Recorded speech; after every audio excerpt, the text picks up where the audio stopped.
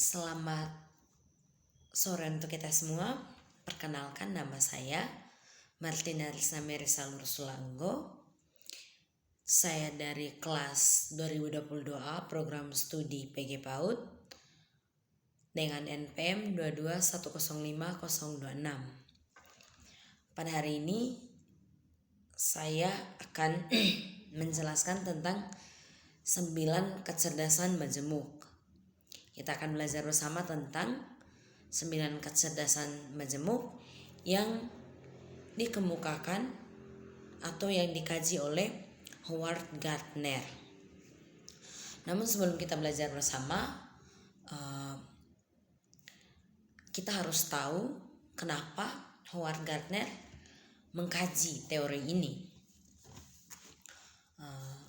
Pada dasarnya, kenapa Howard Gardner mengkaji teori ini, itu dikarenakan karena banyak orang tua yang cenderung hanya melihat kecerdasan akademik anaknya itu dari nilai akademisnya, dimana seperti nilai raport, dimana orang tua banyak yang mengeluh atau kecewa karena kebanyakan anak-anak mereka nilai akademisnya sangat rendah, sehingga mereka mampu mengambil kesimpulan bahwa anak mereka itu tidak cerdas atau tidak pandai, sehingga hasil yang nilai atau yang dimiliki oleh anaknya itu tidak mencapai rata-rata.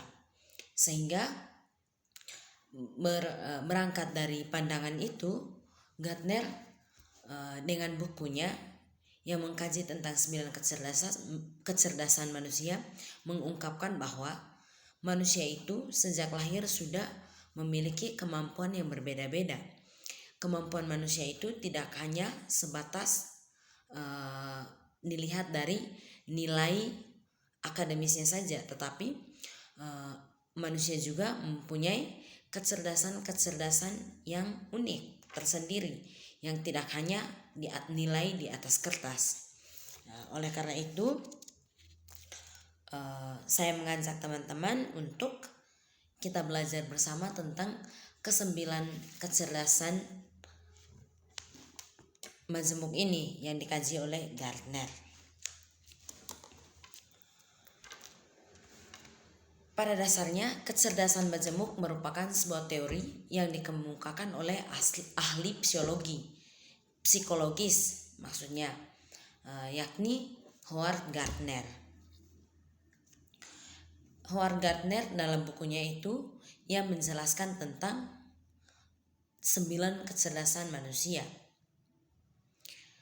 yang diantaranya itu adalah kecerdasan visual spasial, kecerdasan linguis verbal, kecerdasan logis matematika, kecerdasan kinestik jasmani, kecerdasan musik, kecerdasan interpersonal, kecerdasan intrapersonal, dan juga kecerdasan naturalis, serta yang terakhir kecerdasan eksistensial atau juga kecerdasan spiritual. Di sini saya akan mengkajinya satu persatu.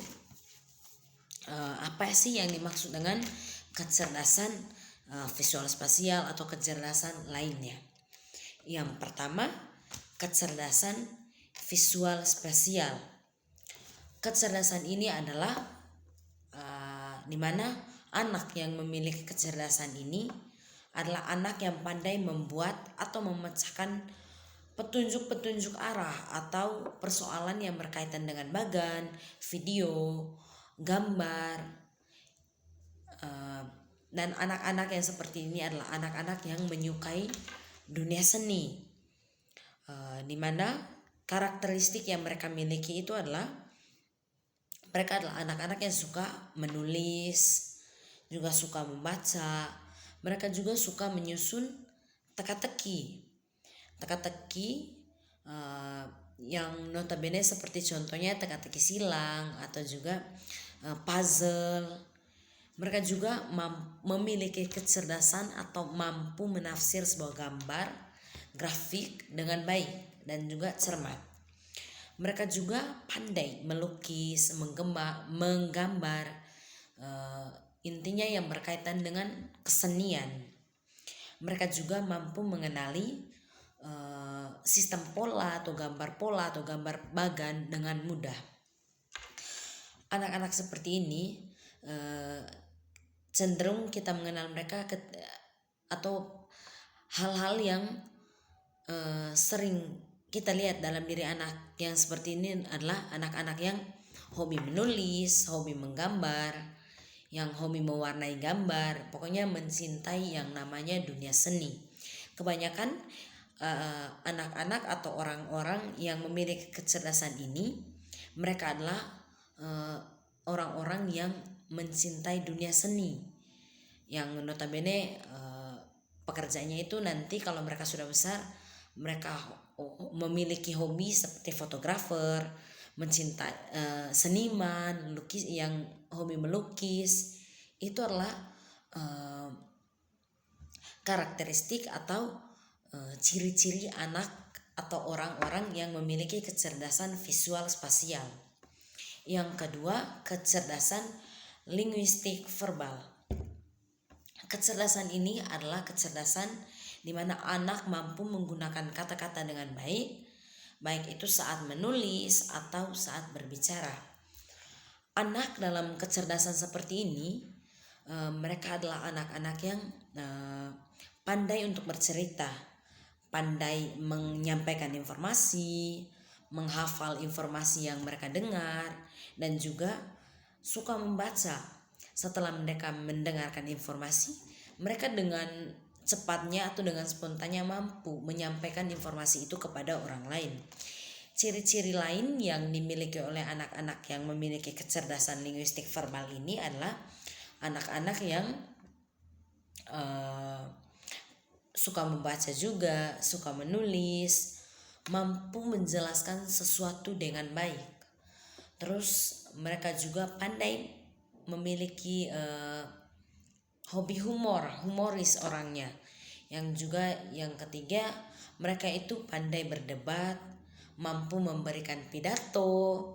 Terus mereka juga pandai menerima dan menyampaikan informasi dengan baik. Tindakan yang dapat atau kegiatan yang mampu kita lakukan untuk anak-anak yang memiliki kecerdasan seperti ini, contohnya kita mengajari mereka mendongeng dengan bercerita atau dengan melalui puisi. Itu juga mampu menumbuh kembang kecerdasan atau minat atau potensi yang sudah ada dalam diri anak tersebut. Yang ketiga adalah kecerdasan kinestik jasmani.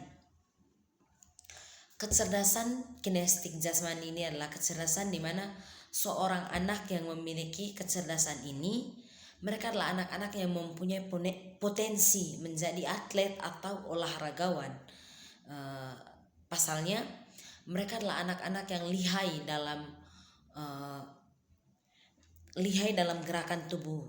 Maksudnya responsif yang mereka berikan itu cepat, atau anaknya cepat tanggap, melakukan sebuah tindakan dengan cepat. Tapi itu adalah yang berkaitan dengan fisik.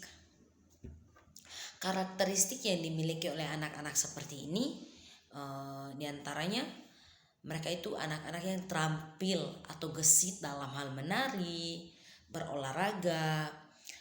Olahraganya itu seperti olahraga bela diri atau olahraga lain yang membantu mereka dalam pengembangan potensi fisik mereka.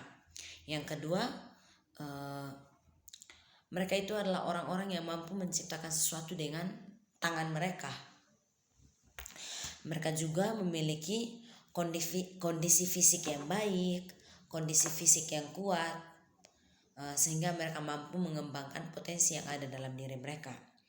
Mereka juga cenderung menjadi pribadi yang mampu mengingat segala sesuatu jika pekerjaan yang mereka lakukan itu langsung langsung dalam prakteknya.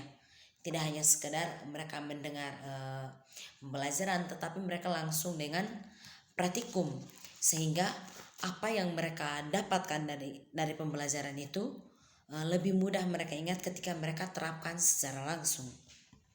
Dan juga kebanyakan anak-anak yang memiliki kecerdasan seperti ini adalah anak-anak yang berpotensi menjadi olahragawan, atlet, dan juga seperti orang-orang yang mengambil basicnya itu dalam bidang bela diri, sama dengan olahragawan juga. Kemudian yang keempat adalah kecerdasan musik. Kecerdasan musik ini adalah kecerdasan yang dimana anak-anak itu atau dunia dari orang yang memiliki kecerdasan musik ini adalah orang yang punya kecintaan kepada dunia musik, mulai dari dunia tarik suara, sering menggunakan alat-alat musik, sering mendengarkan musik, dan juga menjadi pribadi yang dengan cepat dan tanggap mampu memahami atau dengan mudah memainkan alat musik itu sendiri. Dimana ketika dia ada les musik atau pembelajaran musik, dia akan dengan mudah menangkap bagaimana caranya untuk memainkan musik itu dengan baik. Biasanya orang-orang yang memiliki kecerdasan seperti ini, mereka itu adalah orang-orang yang walaupun suaranya pas-pasan, tetapi ia mampu menjadi orang yang membawa orang lain supaya bisa menyanyi dengan baik. Dia juga adalah orang yang bisa memainkan musik dengan baik. Dan juga mereka ini tidak hanya sekedar suka menyanyi, tetapi mereka memang punya potensi dari dalam diri bahwa mereka itu adalah orang-orang yang bisa menyanyi dengan baik. Kadang mereka juga menyanyi sambil bermain musik. Itu adalah potensi yang memang sudah mendarah daging di dalam diri mereka. Dan cenderung orang-orang yang memiliki kecerdasan seperti ini adalah orang-orang yang berpotensi sebagai penyanyi. Mereka juga sebagai orang yang mengaransemen lagu, pencipta lagu, dan juga orang-orang yang pemain musik seperti itu. Kemudian kecerdasan yang keenam adalah kecerdasan interpersonal. Kecerdasan interpersonal ini adalah kecerdasan di mana anak-anak ini adalah anak yang memiliki pribadi yang mudah membaur dan berinteraksi dengan orang lain.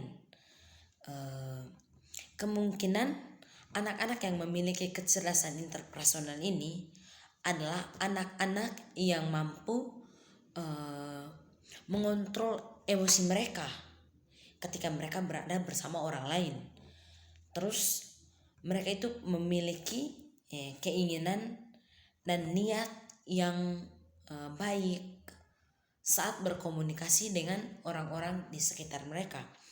Ciri-ciri yang bisa kita lihat dari anak-anak yang memiliki kecerdasan seperti ini adalah yang pertama, mereka mampu membangun komunikasi yang baik secara verbal dengan semua orang. Yang kedua, mereka juga terampil dalam berkomunikasi yang non-verbal. Mereka juga menjadi pribadi yang mampu melihat situasi dari perspektif yang berbeda, di mana ketika mereka berada bersama dengan orang lain, mereka dengan mudahnya beradaptasi dengan orang lain tanpa harus memikirkan kesulitan-kesulitan apa yang akan mereka alami ketika mereka sudah berada dengan orang lain. Artinya bahwa mereka mampu mengoptimalkan diri mereka saat mereka berada bersama orang lain. Mereka juga dengan mudahnya membangun komunikasi yang positif ketika mereka sedang berada dalam tim atau kelompok. Dan juga tipe kerja mereka itu adalah lebih suka kerja dalam tim kebanding mereka kerja seorang diri.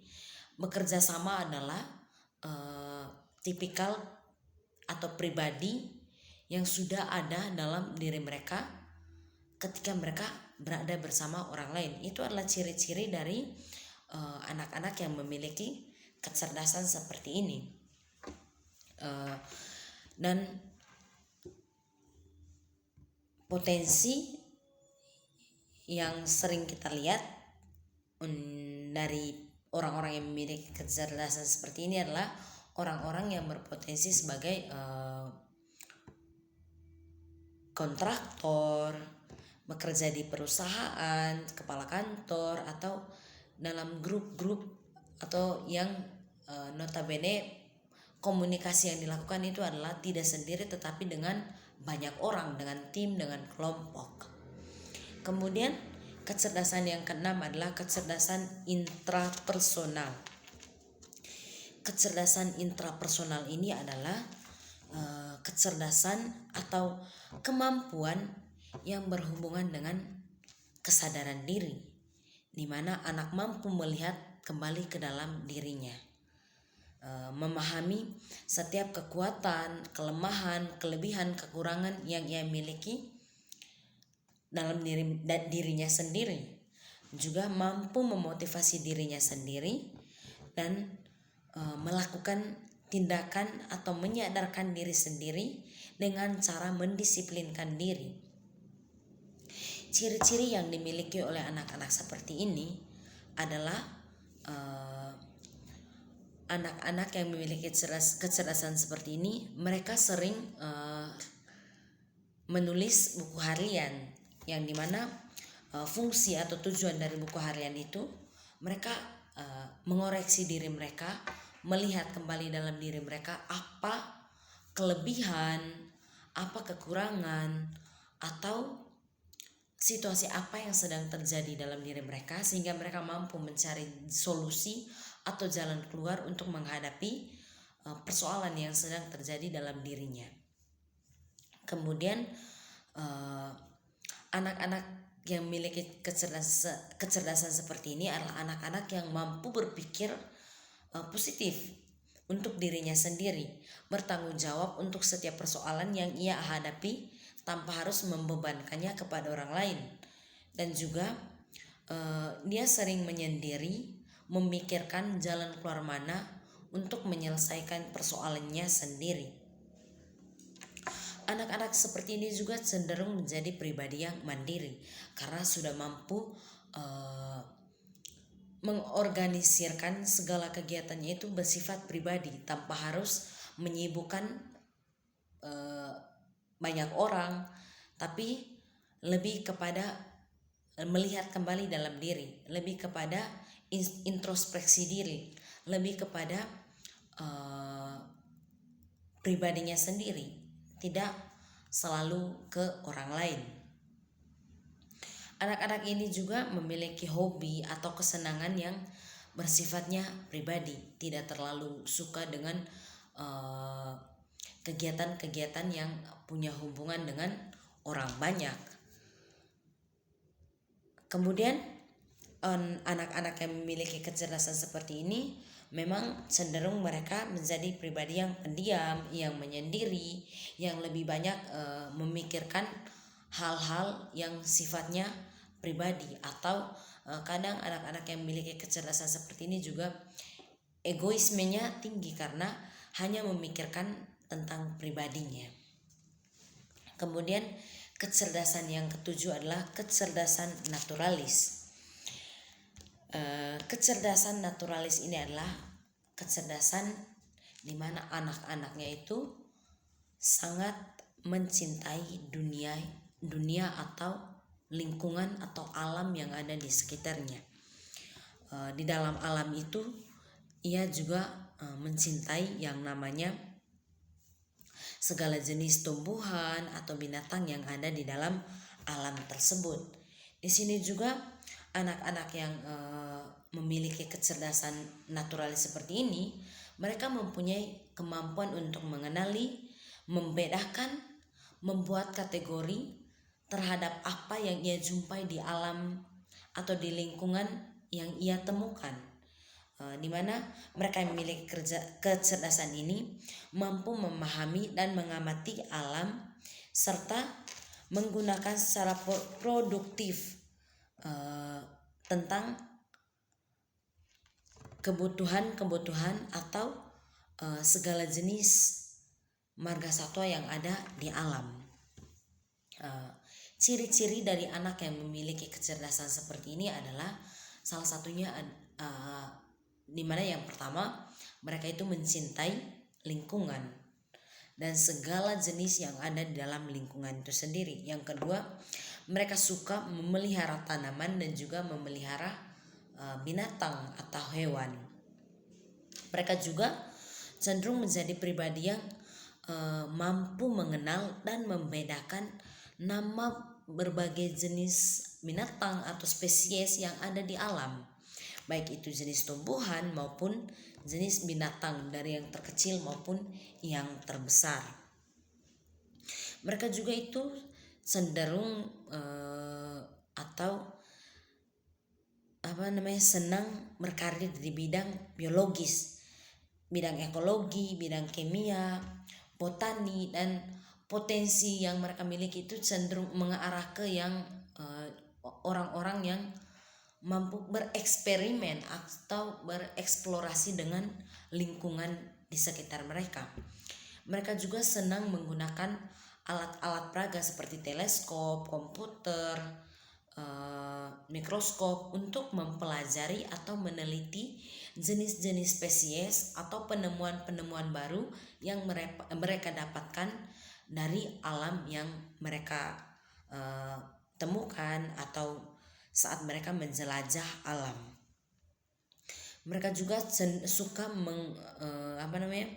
meneliti organisme baru yang menurut kita yang tidak memiliki kecerdasan ini adalah sebuah hal yang tidak penting, tetapi karena kecintaan mereka, tapi karena kecerdasan potensi yang ada dalam diri mereka, mereka menyukai hal-hal seperti itu. Mereka juga suka bereksplorasi dengan lingkungan seperti mendaki gunung, menyelam, menjelajah hutan belantara yang menurut kita adalah itu adalah pekerjaan yang seperti halnya buang-buang waktu, tetapi ternyata itu adalah sebuah kecerdasan potensi yang ada dalam diri seseorang yang orang lain tidak miliki. Itu adalah keunikan dari orang-orang yang memiliki kecerdasan naturalis. Dan juga orang-orang yang seperti ini cenderung berpotensi sebagai petualang, sebagai dokter hewan atau dokter spesialis lingkungan, atau juga mampu menjadi seorang peneliti.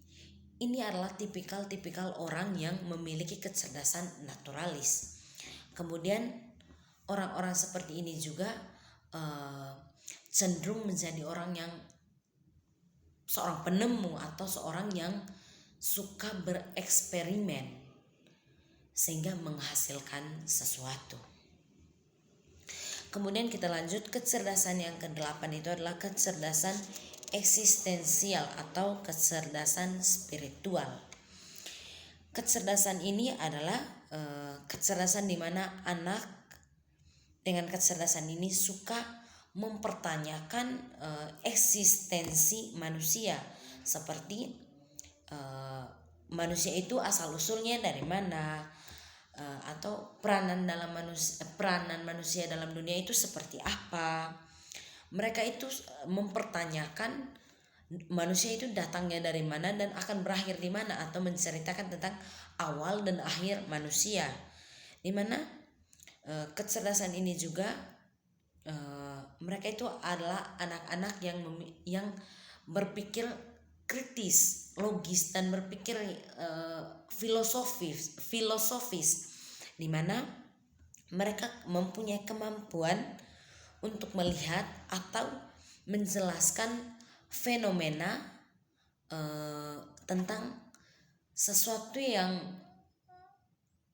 menurut kita ya tidak perlu dipersoalkan, tetapi bagi mereka ini adalah suatu hal yang menarik untuk untuk dikaji, karena minat mereka atau potensi yang ada dalam diri mereka itu selalu berpikir tentang hal-hal yang mustahil, bukan mustahil, seperti hal-hal yang kesannya adalah filosofi seperti itu. Mereka juga adalah seorang pribadi yang suka bertanya, suka mencari tahu. Itu adalah ciri-ciri dari anak yang memiliki kecerdasan eksistensial, yang juga mencari tahu keberadaan kenapa manusia bisa ada di dunia ini, dan juga kemana manusia atau makhluk-makhluk lain setelah tidak ada di dunia ini. Kemudian anak-anak dengan kecerdasan seperti ini cenderung hobinya itu adalah banyak berpikir secara nalar berpikirannya itu tentang keberadaan yang sesungguhnya. Jadi anak-anak dengan keunikan seperti ini juga itu adalah lebih banyak seperti orang-orang yang sering kita lihat, anak yang memiliki kecerdasan seperti ini adalah orang-orang yang filsuf, yang mengungkapkan apa yang namanya eksistensi yang mereka lihat, atau tentang keberadaan, atau mereka menemukan teori-teori baru yang akan mereka kaji dan mereka akan membagikannya kepada orang lain, karena tidak semua orang bisa menjadi seorang filsuf dengan kemampuan yang mereka miliki dalam diri mereka. Dan kecerdasan yang kesembilan, yang terakhir, adalah kecerdasan logis matematis. Kecerdasan logis matematis ini adalah kecerdasan di mana anak memiliki potensi yang kuat atau memiliki kemampuan di bidang matematika, di bidang angka, di mana anak lebih jelas atau lebih pandai bernalar, mampu mengenali pola, mampu menganalisis masalah secara logis, dan mereka itu adalah anak-anak yang suka dengan dunia menghitung, dunia angka. Dan juga ciri-ciri yang dimiliki atau tanda-tanda yang dimiliki oleh anak-anak seperti ini, mereka akan dengan cepat memahami soal-soal yang kesannya adalah rumit untuk kita yang tidak memiliki kecerdasan seperti ini. Untuk mereka itu adalah soal-soal yang mudah. Mereka dengan mudah mengerjakan soal-soal seperti soal matematika yang untuk kita rumit, tetapi untuk mereka adalah sesuatu hal yang biasa-biasa saja, karena memang potensi yang sudah tertanam dalam diri mereka adalah kemampuan untuk berhitung, bermatematika. Dan juga mereka juga memiliki ide-ide yang abstrak, cenderung berpikirnya ke yang abstrak, yang tidak nyata, tetapi itu adalah potensi yang ada dalam diri mereka. Mereka juga lebih tertarik pada eksperimen-eksperimen ilmiah juga, yang juga pada hasilnya mengkajinya itu dengan angka pula dari hasil eksperimen itu. Dan juga mereka adalah anak-anak yang mampu menyelesaikan soal perhitungan yang begitu rumit, tetapi dengan mudahnya mereka mampu menyelesaikan itu. Cenderung anak-anak dengan kecerdasan seperti ini juga kita bisa melihat anak-anak dengan perkembangan seperti ini dengan memberikan mereka atau mengajari mereka permainan-permainan yang berpotensi atau bertujuan untuk kita bisa melihat perkembangan menghitung anak dari beberapa aspek yang bisa kita lihat untuk menilai perkembangan anak dalam bidang 9 kecerdasan ini. Tapi pada saat ini saya lebih spesifik menjelaskan tentang kecerdasan logis matematika ini, di mana tujuan dari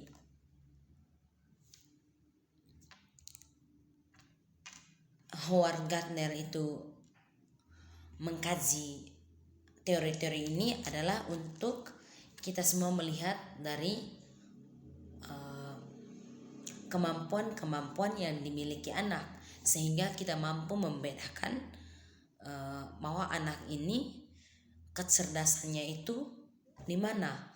Karena tidak semua anak memiliki kecerdasan yang sama tetapi unik. Begitupun dengan yang kecerdasan yang terakhir, tidak semua anak mampu memecahkan persoalan yang berkaitan dengan hitung itu dengan mudah. Tetapi anak-anak dengan kecerdasan logis matematis itu dengan mudah menyelesaikan persoalan-persoalan seperti itu. Maka setelah kita belajar bersama atau mengetahui bersama tentang kecerdasan Banjemung ini, di sini Howard Gardner mengajak kita untuk tidak mengambil kesimpulan bahwa anak-anak itu tidak memiliki kecerdasan, atau ia memberikan pandangan kepada kita bahwa tidak ada anak yang terlahir dengan tidak cerdas, tetapi setiap anak memiliki kelebihannya tersendiri, dan kecerdasan logika bukanlah satu-satunya kecerdasan yang dimiliki oleh manusia. Dengan 9 karakteristik atau kecerdasan yang sudah kita belajar bersama dan kita dengarkan bersama tadi, kita bisa melihat adik-adik kita, anak-anak didik kita, atau siapa saja yang kita temukan dalam kehidupan kita sehari-hari, kita bisa melihat bahwa anak-anak ini kecerdasannya di bagian mana.